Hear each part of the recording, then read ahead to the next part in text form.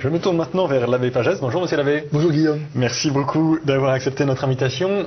On va parler aujourd'hui, donc on est dans la séquence sur l'Église universelle, et parmi les événements récents dans l'Église universelle, il y a cette visite un peu unique du pape François aux Émirats arabes unis.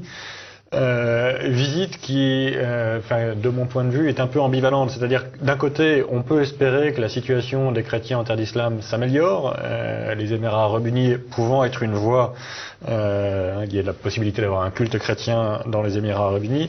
Et de l'autre côté, il y a cette déclaration co-signée avec l'imam Al-Tayeb d'Al-Azhar, le grand imam d'Al-Azhar, donc officiellement la plus grande autorité sunnite, comme on dit toujours.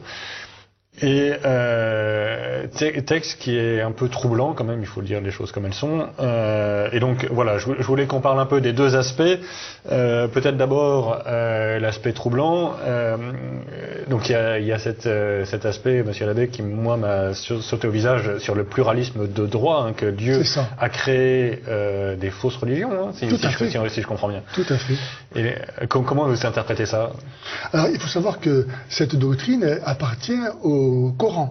Dans le Coran, c'est Allah lui-même qui veut plusieurs religions, même si par ailleurs il donne à l'islam la mission de les anéantir pour que l'islam prévale, n'est-ce pas? Donc il y a une schizophrénie là évidente.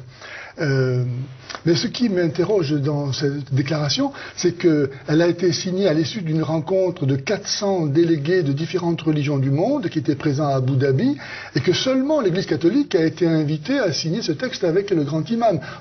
S'il est question de fraternité, on ne voit pas pourquoi les 398 n'y ont pas eu part. C'est quand même étonnant que l'Église catholique soit elle seule prise à partie ou à caution pour finalement donner à Al-Azhar la possibilité je crois, d'embrayer cette révolution religieuse qui a été demandée par Al-Sisi dans son magnifique, dans son magnifique discours du 1er janvier 2015. Mais est-ce que vous pensez vraiment que c'est parce que là aussi ça peut s'interpréter de plusieurs façons. On peut se dire, enfin l'interprétation la plus favorable, ce serait de se dire le discours d'Al-Sisi a porté, et donc Al-Azhar fait des efforts pour essayer et donc elle se cache un peu derrière le pape, mais enfin l'objectif c'est quand même d'arriver à faire en sorte que l'islam respecte la loi naturelle, respecte la dignité des consciences, etc. Oui.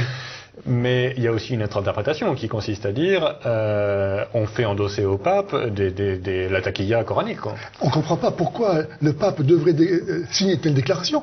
Que je sache, personne ne reproche à l'Église catholique d'être le foyer de terrorisme, de violence, etc. Donc pourquoi est-ce que le pape a-t-il besoin de signer cette déclaration? C'est très curieux, oui. Pourquoi est-ce qu'ils se sont obligés de signer ça? Personne ne lui reproche d'être la cause de mouvements terroristes dans le monde, n'est-ce pas? Donc, alors, en même temps, on peut penser que si Al-Azhar a besoin de signer cette déclaration en même temps que l'Église catholique, ça veut dire, finalement, est-ce que son intention est vraiment sincère de se démarquer de ce qui est condamné dans cette déclaration? Pourquoi il n'est pas capable de le dénoncer tout seul? Oui. Alors on peut aussi penser que c'est une reconnaissance, j'allais dire un hommage du vice à la vertu, la reconnaissance de la vraie religion. Effectivement, pourquoi seulement l'Église catholique est impliquée dans cette affaire? Ça montre bien qu'elle a de l'importance pour l'islam. Mais en même temps, ce qui est dommage, c'est que dans cette déclaration, le pape va signer des affirmations qui sont contraires à la foi catholique. Par exemple, comme vous le disiez, le fait que la pluralité religieuse est voulue par Dieu. Alors qu'on ne voit pas, si c'est le cas, on ne voit pas pourquoi ensuite Jésus veut que tous les hommes soient un. Et qu'ils disent qu'il y aura un seul troupeau et un seul pasteur. Alors le problème, c'est que si Dieu veut la pluralité religieuse, la mission n'a plus de sens. Bien sûr. Comment aller convertir quelqu'un dont Dieu veut qu'il soit musulman ou bouddhiste ou oui. La seule interprétation raisonnable du pluralisme, c'est que Dieu l'a permis, mais c'est pas du tout la même chose, c'est un mal qui est permis. Exactement. La division spirituelle de l'humanité, qui est d'ailleurs assimilée dans ce texte avec la diversité naturelle, c'est ça, la confusion propre à l'islam qui ne sait pas distinguer entre l'ordre naturel, l'ordre surnaturel, entre l'ordre naturel, l'ordre culturel, là est cautionné, validé par le pape. C'est quand même embêtant. C'est très embêtant. Et alors, l'autre aspect, est-ce que vous pensez que ça peut améliorer la situation des chrétiens en terre d'islam, ou est-ce que c'est un vain espoir? Je pense que en soi, c'est quand même un acte positif parce que signer ça, évidemment, nous avons le principe de la taqiyya. Vous savez que dans le Coran, Allah lui-même enseigne à rompre ses serments.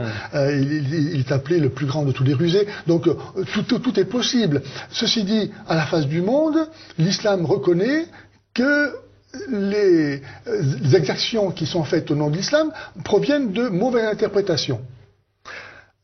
Alors ça remet en question toutes les autorités qui légitiment ces interprétations et qui sont justement enseignées à Al-Azhar. Bien sûr. Donc Al-Azhar, comment maintenant, après cette signature, va pouvoir continuer à enseigner des auteurs qui valident ces interprétations. Donc Al-Tayyib, quelque part, il s'est mis le doigt dans un engrenage. Il est le dos au mur. Voilà. Donc Al-Azhar doit se réformer, ou alors c'est du pipeau, quoi.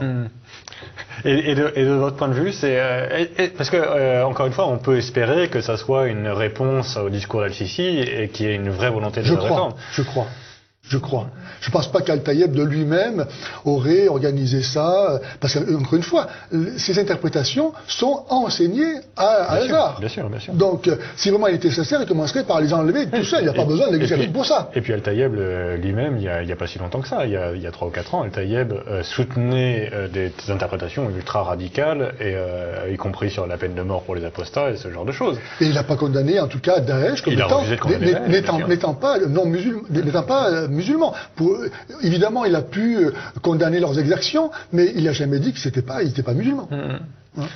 Donc, écoutez, Monsieur l'abbé, merci beaucoup pour cet éclairage. On va suivre évidemment le développement de ces affaires, mais moi, j'avoue que je suis vraiment perplexe devant cet événement, parce que je ne vois pas l'intérêt. Je comprends pas. Je vois bien l'utilité d'avoir des discussions avec les autorités musulmanes, évidemment, ça me paraît fondamental, notamment pour défendre les chrétiens en terre d'islam, et notamment leur liberté de culte, qui est quand même mais pas à n'importe quel prix, c'est ça. En particulier, moi, je vois pas comment il est possible d'avoir une interprétation juste de cette idée du pluralisme de droit en matière religieuse. C'est ça. Ça me paraît vraiment très problématique. C'est en contradiction, évidemment, avec notre théologie. Oui. Bon, monsieur l'abbé, merci beaucoup de cet éclairage. Merci. Et voilà, à suivre. Si nous sommes morts avec lui, nous vivrons. Si nous supportons l'épreuve, avec lui, nous régnerons. Si nous le rejetons, lui aussi nous rejettera.